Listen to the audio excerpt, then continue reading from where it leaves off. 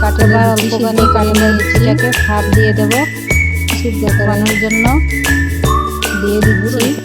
এখন অল্পখানি ভাপ দিয়ে উঠিয়ে নিয়েছি। এখন এইগুলোকে মেখে নেব, সবগুলো একে একে মেখে নেব কাঁঠাল বিচিগুলো। এখানে আদা আর এখানে গরম মশলা কারি জিরা ভাজা ছিল, ওটা এর সাথে দিয়ে দেবে।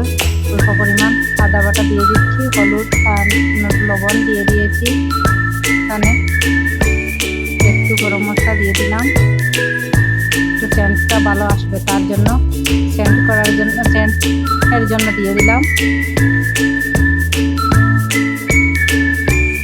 এখন আমার ডোটা তৈরি হয়ে গেছে। এখন এই ছুরির সাহায্যে কেটে নেব পিস পিস করে।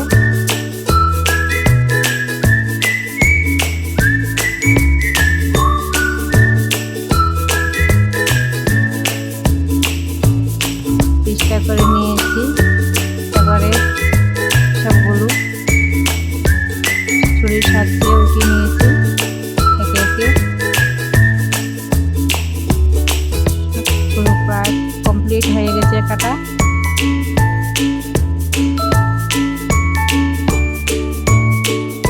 সবগুলো কেটে নিয়েছি। এবারে অল্প পরিমাণ তেলের মধ্যে ডোকাগুলো রেডি হয়ে গেছে, ভেজে নেব। তাই গ্যাসটা জ্বালিয়ে নিয়েছি, তেলও গরম হয়ে গেছে। আর ডোকাগুলো একে একে দিয়ে দিচ্ছি ভাজার জন্য।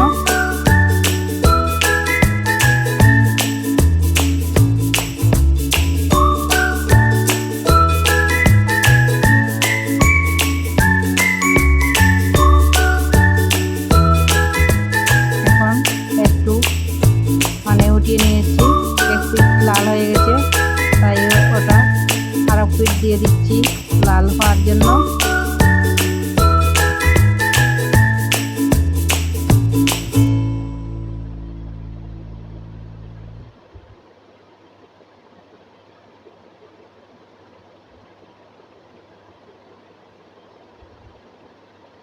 প্রায় সবগুলো ভাজা ভাজা হয়ে যাচ্ছে।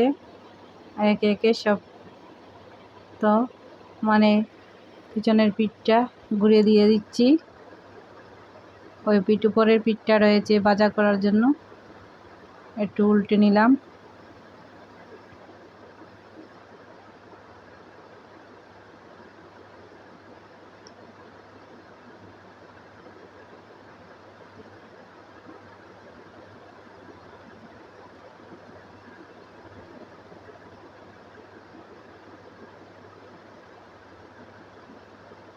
সবগুলো ভাজা হয়ে গেছে।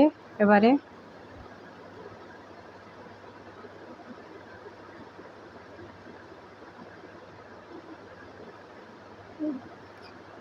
তেলও গরম হয়ে গেছে, পাঁচফোড়ন তেজপাতা দিয়ে দিয়েছি। একটু কালো কালো হয়ে গেলে আলুটা এর মধ্যে দিয়ে দেব।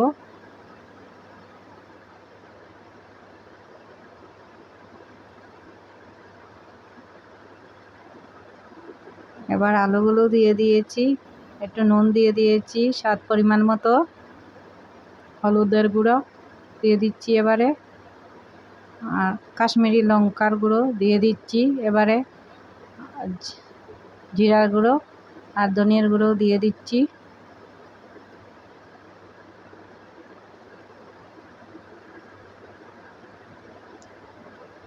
প্রায় এটাকে ভালো করে কষিয়ে নিব।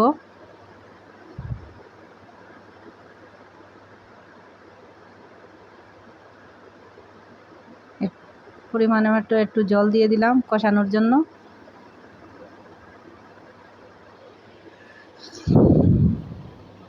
এখন কষা কষা হয়ে গেছে, তেলও ছেড়ে দিয়েছে আর আলুটাই ভাজা ভাজা হয়ে গেছে। এখন জল দিয়ে দেবো ওটার মধ্যে।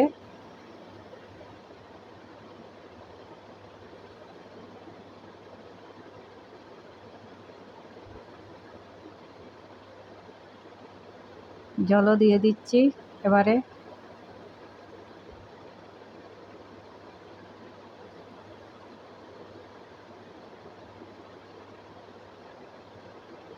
জলটাই ফুটে গেছে, এখন একে একে ডোকাগুলো দিয়ে দিচ্ছি এর মধ্যে।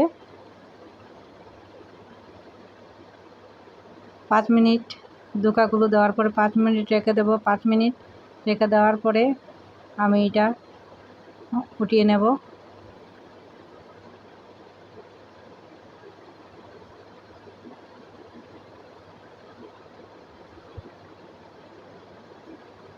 এখন গরম মশলা দিয়ে দিচ্ছি।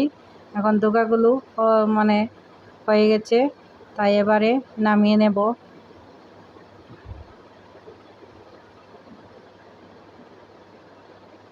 নামিয়ে নিচ্ছি। কীরকম হয়েছে গাইস বলবে, কালারটা যদি ভালো লাগে তাহলে লাইক কমেন্ট শেয়ার করে দেবে। আর টাটা সবাইকে, বাই বাই।